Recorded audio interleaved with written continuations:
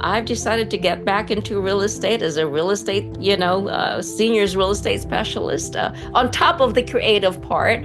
And I actually find it quite exciting to be able to collaborate with folks and kind of just be part of the solution to some of the challenges that we go through, whatever stage, but particularly in our third act. Because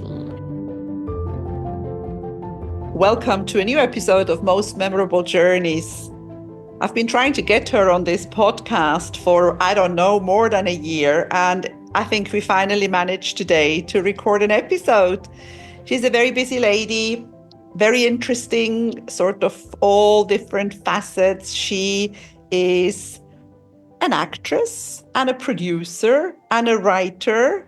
And she's the founder of the Third Act Encore Publishing. And she is the co-founder of the International Mental Health Foundation. And she is so much more. She was born in the Philippines, raised in Hawaii, and lives in New York. Welcome to Most Memorable Journeys, Pat Labez. hi, thank you for having me, Elizabeth. What a pleasure. It's a great pleasure to have you. And with all these things that I mentioned, I don't really know where to start, but I will start with Hawaii. How old were you when you left Hawaii? I was 12. I was 12. So And you do remember growing up there. yes, absolutely. It's home. It'll always be home for me. I've lived clear across the country, but Hawaii always calls back.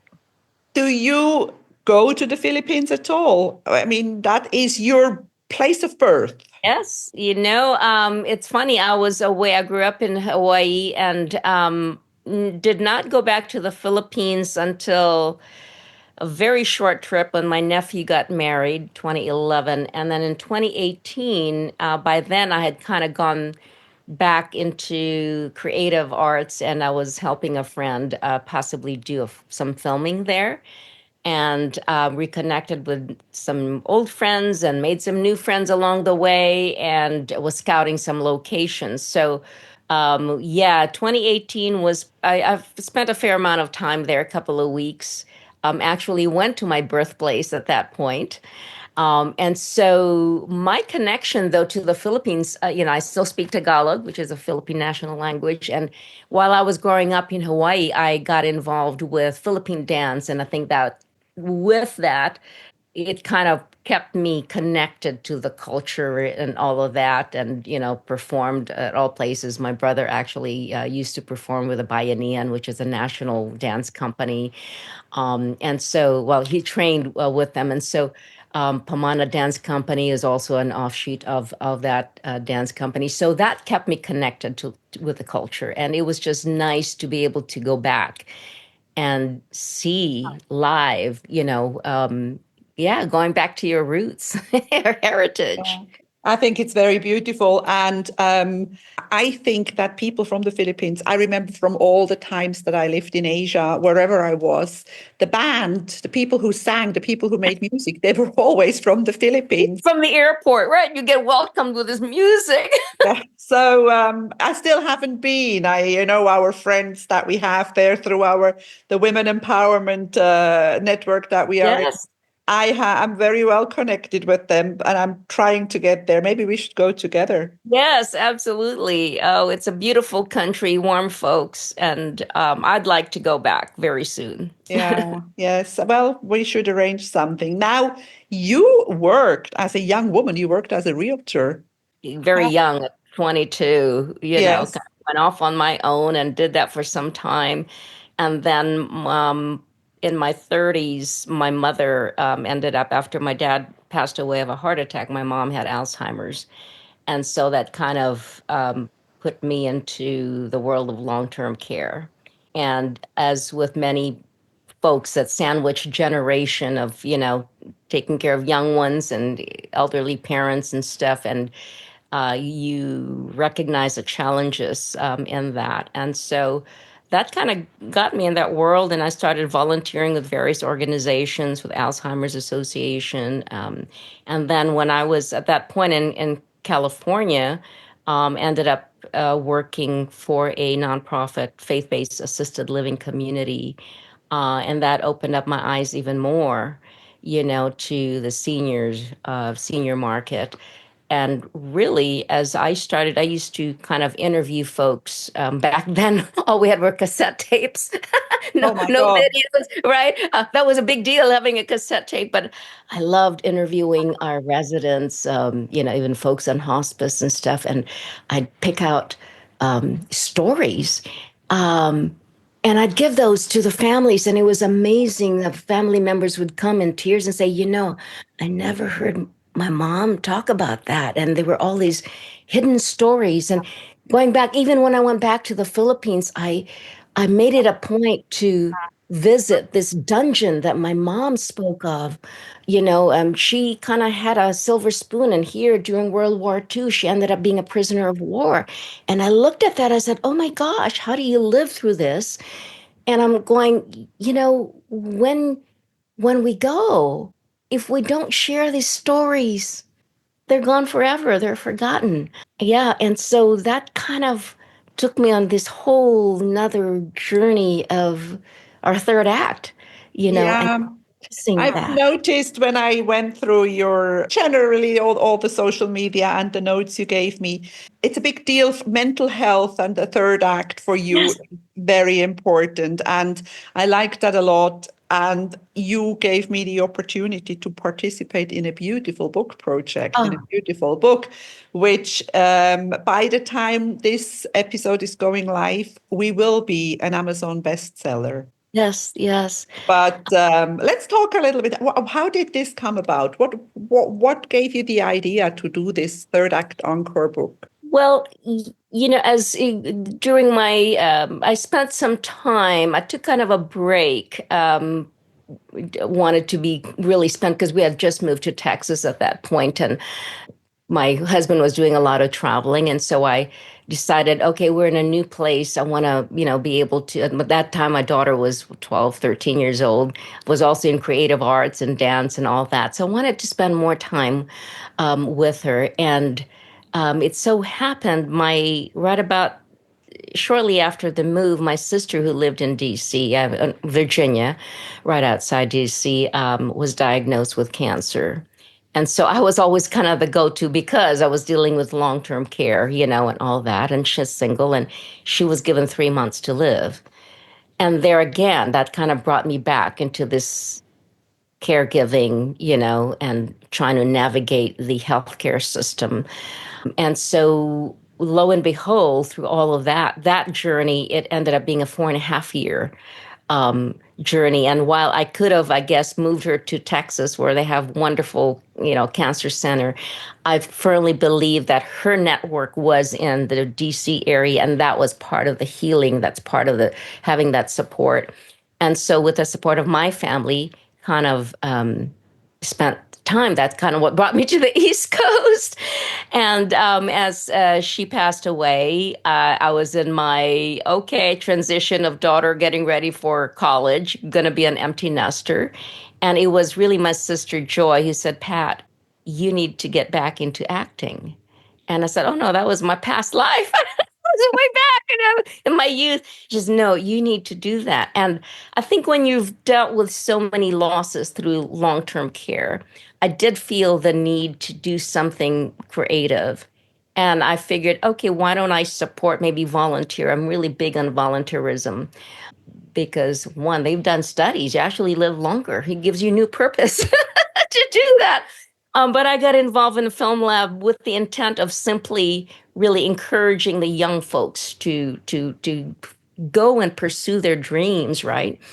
And in the process of doing that, I was asked to, put your head shut. I said, no, no, I have no intention of going back. But lo and behold, with that, I get called to audition. And here, all of a sudden, by serendipity, the third act unfolded, going back into entertainment and creative arts. And I must say, it's probably what got me through the losses, the grief, that we go through. I was very close to my sister, and I kind of always kind of felt her presence, like, you have to do this. This is part of you, your destiny. Don't forget that.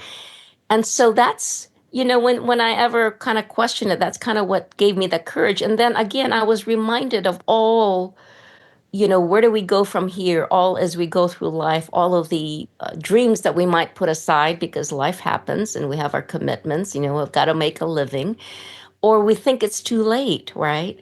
Mm-hmm. And it Mm-hmm. brought me back. I was reminded of the stories that I had taped decades, a couple of decades earlier. And I said, we need, I need to be able, I'd like to be able to encourage folks to do that. And lo and behold, through just keeping your eyes open, next thing I knew, I was meeting folks in entertainment. Next thing I know, okay, you need to go out sing. I said, no, no, I don't sing. Well, why not? It's a safe environment. Next thing you know, we're performing in New York, and then another friend reached out to me, said, you need to tell your stories, and here you can write a book and have a compilation, be part, and Ignite Possibilities came about, and that was my first attempt at writing, and it was a compilation book of I don't know, we had 30 something authors, and each story was so just so inspiring, encouraging, and you realize folks go through these challenges in life, and so that's what inspired me with this Third Act Encore, specifically for those of us in their 50s, 60s, 70s, and 80s, and continuing to reinvent, repurpose life, and perhaps tap back into some of our long lost loves that we thought might be too late, um, and really, yeah, encouraging folks to keep on keeping on, and, Yeah, yeah. and yeah, through that, I guess my sister is kind of, I play with words, and you find joy in the journey, I say that, but Mhm. I also feel my sister's presence there, like, joy is there. You got to go on, So that was really the thrust in all of that, and I'm so grateful that you were a part of this um, um, first attempt, experiment, of, if you will, of a beautiful hardcover coffee table book. Beautiful book. I want to go back to many things now that you said. One thing is, you said before that you were recording people on cassettes or Yes. just stories, and I think one thing that's very important, that at the end of their lives or our lives, we do not regret the things we did, but we regret the things we didn't do. Didn't do. Yes. I had a gentleman who got the Purple Heart, and he never spoke. It was my husband who met him and says, do you know what that means? Because my husband served in the Vietnam War and all that. And Mhm. I didn't know. And when I brought it up, he was kind of shocked that I was even interested. And tell me more about that. And it was to be able to tap into those stories when you think, sometimes we think, oh, we're living insignificant lives, you know, but we do. I remember even one time I was asked to speak on stage. This was in Toronto, and I almost backed out. I was like, I'm so ill prepared. Whatever I got to share, it doesn't really mean anything. But I felt like, okay, I committed to it. I'm going to go up. And to have folks coming up and saying, I don't know why I came, but she's in tears and saying, thank you for sharing what you did because it's what I needed to hear. Mhm. It's we don't know what people are going through behind the smile. So we put on up there on social media. We don't know the pain. And sometimes just being there can, that connection that you may just have in that instant, that minute can change a life. Absolutely. And I think even if it's just one, even if when you go and speak somewhere or when you write something, even if you can influence or change or improve just one person's life, that's You could save a life. yes, You yes, could change once, you could completely change somebody's life with something that you just share and you think is meaningless, but to that person, I say, to the world, you may be what, one person, but to one person, you may be the world. That's exactly. so Yes, that's true. exactly, that's a good one. Now coming back to that acting and going back, it wasn't just a little bit. You were in, I wrote down three movies, but there's more. I wrote down New Amsterdam, Blue Blood, and the other one I can't read anymore. Yeah, Howard. it was Howard. so funny. Yeah, Howard was my or when my it was funny because when I was volunteering behind the scenes again, and I was told, "Hey, just put your it's my headshot's old, so no, just put it anyway. You can still use the same one." And sure enough, a week later, I was asked to audition, and I took it because the role was playing a mother who's dying of cancer and with two kids that are, kind of estranged and making, and, we all go through that. And of course, at that time, I was taking care of my sister who's dying of cancer. So that's just really kind of living and doing, living your truth, right? And it won some awards. And then when she passed away, that experience kind of inspired me to said, okay, I need to tell this story about a couple of good friends of hers. They call each other Howard, and that was kind of their nickname. And they're both gay, biracial, and at that time it was kind of taboo, Mhm. church also. I told that story from that standpoint, and it won awards as Audience Choice Award. And fortunately, she actually got to. She didn't get to see that part. She got to see the first show, but things just kind of. I think that openness of the possibilities opened up doors. And next thing I knew, I met Bob Bloom, who was the executive producer for Drama Desk Awards, and in his third act, actually started a talent agency. He says, "Hey, you with SAG-AFTRA, you're a union. Why don't you get back into it?" I said, "No, no, no, no, no. I'm happy being behind the scenes." He said, "Well, why don't we just give it a try?" And it took, I think, 5 months before I finally agreed to do it because I really had no intention. But as I said, okay, well, why not? And sure enough, at that point, I started getting auditions and, did a little bit of a bit part with Blue Bloods. And then wonderful to be in New Amsterdam. I think that was her second season. And it was 2019. In fact, I think when we finished, it was right my birthday. Yeah. Right after that, was pandemic. So that Yeah. that changed everything, right? And then there was a feature film that I got called to do. And it was funny at that time, my daughter was studying in England. And I said, hey, I'm doing this film. You might know these folks. It's called Baby Ruby, but the lead actress is Noemi Millant. She's a French actress. And oh, Kit Harington, have you heard of him? Because I don't really keep up with who's who. And and he says, "What? Yeah, he did this movie. It's called Baby Ruby." And she says, "What Kit Harington is with the Game of Thrones, and he's done all his major movies, and what an experience that was." And it was upstate New York, and Beth Wool was the writer, director, and she's won nominated at least one Tony Awards. I mean, it was it was um, it was quite an experience, to again, and I'm blessed, and I just kind of embrace these experiences. Really a novice, and at that point, I'm in my 60s, right? But exploring not just new experiences, but new areas, new territory, and yeah, it's been wonderful. Do Yeah. whatever.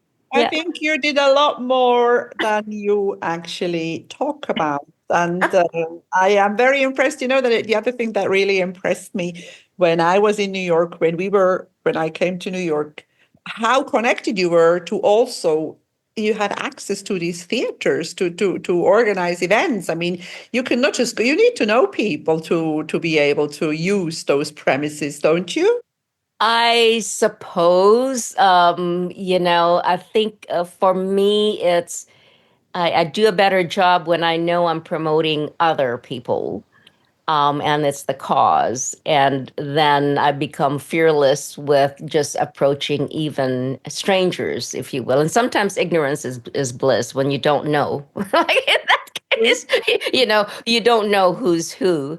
Um, I don't ever want to feel like, oh, you're exploiting relationships or anything like that. But, um, somehow I kind of find myself in situations where, um, I guess it's just kind of bloom where you're planted, as they say.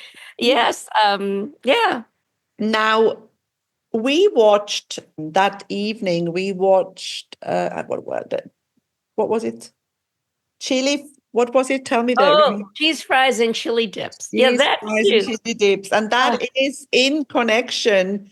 It's got to do with the International Mental Health Foundation, right? yes, that's really the flagship. Thank you for bringing that up. So during pandemic, Bob kind of mentioned to me about his involvement with cheese fries and chili dips and mental health, and it kind of really is a story. It's a true story of a professional golfer who was dealing with bipolar and his own journey of really hitting rock bottom, and his I guess what really kind of got him out was starting to write his story, his own story. And that took, I don't know, 3 years, I believe. And so believing in that, and again, like as you mentioned, my own involvement with mental health and particularly with the aging, and even for myself, I also dealt with postpartum depression, you know. I actually had my child later in life, well into my 40s. So it's like dealing with multiple things there. So I wanted to support that, and so I was invited to really kind of co-produce this. And so since then, what started as really as a one-man show, it's comedy, but really bringing humor in the challenges and tragedies, if you will, of life, and making something beautiful out of it, and making an impact in the process of doing that. And I found it so ironic. It was beautiful every time we performed somewhere. And Chris, this is a story written and performed by Chris Fuller, who was the professional golfer. And again, the audiences that would come and say, thank you, because this production takes away that stigma Mm-hmm. of mental health. And so, yeah, since then we've just been, doing shows here and there. It's now been picked up to be a feature film. I think they just completed the script for that. So it's very exciting to be a part of, really, again, bringing life and kind of just continuing to inspire folks to do that. But because of that, and my involvement with the entertainment, I thought, Bob and I were talking. I said, I think it's time. Let's create. Why don't we? Is there a way of making this, doing a nonprofit where it's really a win-win-win situation? Because I also work for the American Red Cross, and during that time, I know how difficult it is, for these nonprofits to continue doing what they're doing, and companies are really kind of tightening their pocketbooks sometimes, and the challenge in a lot of these shows and productions is like anything else is funding. I said, well, when we have a nonprofit where really this becomes an avenue for donors, for companies to support us and be able to, it'll not only you're doing good for the community at large, for the world at large, but also helping you from a support standpoint, taxing and all of that. Um, and so we created this International Mental Health Foundation really to expand and bring awareness, to lift up that curtain on mental health through the arts, whether it's performing, writing your story, to singing, music and mental health, dance, photography, all sorts, again, theater or film, any type of creative work, because oftentimes that's, you can have the clinical therapy, right, in mental health. But oftentimes, that artists, as artists especially, it's that missing link is that creativity of expression when our soul, is unable to get out and share that with the world again in a safe environment. So it's been wonderful to be able to create these programs under that International Mental Health Foundation, including this book. The Third Act Encore is decided to, the proceeds to be continue to be donated to the foundation so that, every little bit counts. and to continue to expand those programs. Yeah. Now, the thing that keeps coming up when I talk to people about mental health, because I just had somebody else recently, why do you think? I mean, we talk about all the diseases that we have. The pains, the arthrosis, I don't know what else. I sometimes, especially when you get a little older and you sit somewhere with people and it's like a health competition, I have this and I have this and I hurt here. Yes. Why My is, pills. yeah, why is mental health still so stigmatized? Why do you think that is? Yeah, I think I'd like to think that we're slowly coming out of that, right? Um, I, it was always kind of a taboo, as if, you having a mental health issue makes you Weak? Does it make you weak? weak. Yeah, weak Yeah. and just not fit, or again, it's a disabled in some capacity. And really, what we're finding is is giving the proper, not just medication can have a lot to do with it. But again, part of that therapy is that emotional support, the tools that we're able to provide, and making it known that it's okay. Yes. Unconditional love, if you will. When you're dealing with bipolar, you just never know. For example, when the two extremes, right, Mhm. can come out of you. And I think the pandemic, with everybody being locked down, locked up, if you will, even your so-called normal folks, I think everybody globally was impacted in one form or another. And perhaps that kind of brought about a little bit more understanding that, hey, we're all human here. Mhm. Mhm. you know?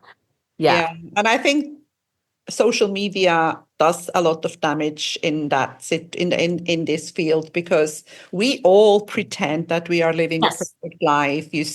We don't, and I think talking about our weaknesses and about our mental, whatever it is, it can be Yes. something small, that again will may touch just one person's soul. And I think we need to be a little bit more open about these things. You say you're right, it does change. But for example, here in Cyprus, it's a stigma. You don't really talk about You mental don't health. talk about it. Yeah. It depends a little bit where you are, but That's I think true. That's we should talk about it, and we should admit, first of all, we should admit that we're all a little crazy. you know, and Sometimes it's what gets us through the challenges of life yeah, is, but also I think that we are all down sometimes. We are not always happy. happy. Exactly. Exactly. And it's okay. Totally. Yes. Yes. Totally okay. Um, yeah. So I think being exposed to, some of these mental health professionals, therapists, doctors, we've uh, been fortunate with a couple of, or the Yale School of Medicine, Department of Psychiatry has actually provided some Q&A for some of our shows dealing with mental health. Dr. Yasmin Saad, who runs the um, uh, what do you call Madison Park Psychological Services. She's also been some of participate in our Q&A after show programming, and Catherine Clark. We've had many mental health experts, if you will, address that. And that's what we hope to do is with our shows is we tie in, again, in a safe environment, right? Open up that the forum with a panel, so that with each show, it kind of what do you call plants a seed, and it that as we're enjoying this, let's open up that discussion, and you'll see how we can remove the stigma attached to Yeah, I you think know, that's really a great job that you are doing there in that, within the International Mental Health Foundation, because you can do change lots of lives. yes, Now we're yes. already far in, we're coming to the end. Coming back again to our beautiful book. I was wondering maybe we could turn that book into a movie, so we could all get together and Well, hey, why not? Why sky is not? the limit, That might isn't be a it? No, no, but what is next in Pat Labez's life? Are there any interesting plans? Are there any interesting trips coming up? What's oh happening? my God, life is a big trip. I That is true. enjoy the journey. That's kind of up I say. Well, a lot of folks are asking about volume two, for one. So, Mhm. and this was really an experiment. It's been a successful and a wonderful, heartwarming experiment, if you will. And folks are really anxious to kind of, hey, when is the next one? And just continue doing what we're doing. For myself, I've gone back. Everything comes full circle, and I'm well into my 60s. I said, okay, I've learned a lot, through my lifetime being involved in long-term care and all the challenges of transitioning and all that. And folks keep asking, why don't you go into real estate? And I kept saying, no, no, no, that was my past life. But I decided, why not? Actually, I do understand what goes on. And there's always a fear of moving into community setting, community living. And I said, no, yeah, ideally we'd like to stay in our own homes. And sometimes that's actually the best solution. But other times, in the right environment, it's actually good to move into a community setting. And I understand that part, understanding the operational part of what to look for and all that. So I've decided to get back into real estate as a real estate, seniors real estate specialist, on top of the creative part. And I actually find it quite exciting to be able to collaborate with folks and kind of just be part of the solution to some of the challenges that we go through, whatever stage, but particularly in our third act, because, life's a stage, right? It is, and it's also, I think it's also very, getting old is a privilege because the Yeah. alternative is It's a privilege. It's a privilege, and I privilege. think we should cherish it much more than we do. I mean, it's Absolutely. Absolutely. And you say, yeah, what's the alternative? Hey, I'm still standing, and why not? And I think that's why I'm busy. There's never a dull moment. Just embracing, the old and the new, and continue to look at possibilities. And we just forget, and to surround yourself with good folks that encourage that. You yeah, know, yeah. good and supportive people. Now I will put the link to the International Mental Health Foundation and the link to the book, the Amazon link to the book in the Yes. show notes if somebody Uh-huh. wants to get that. Somebody Yes. wants to get in touch with Pat. She's on social media. I think you do have your own website too, don't you? Pat Labez, yeah. Yeah. Yeah, So some actually, yeah, Pat Labez, I'm more known as Pat Labez because that was my my maiden name, when I first joined way back in Hawaii.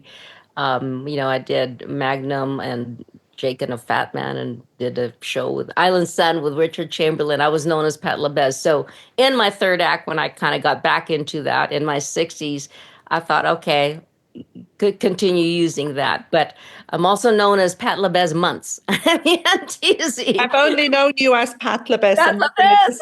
I'm not going to change it now. Yeah.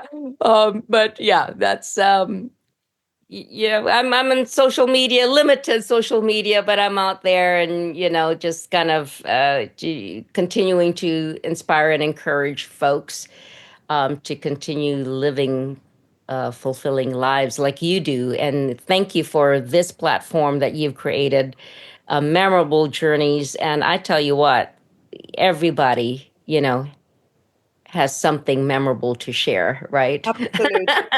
And Thank you. share it and be honest about things. Thank you so much for spending time with me. Thank Thank you. you for most memorable journeys. Keep on keeping on. Thank you. If you enjoy my podcast, please like, share, and subscribe to my channel. You will find all the information in the show notes.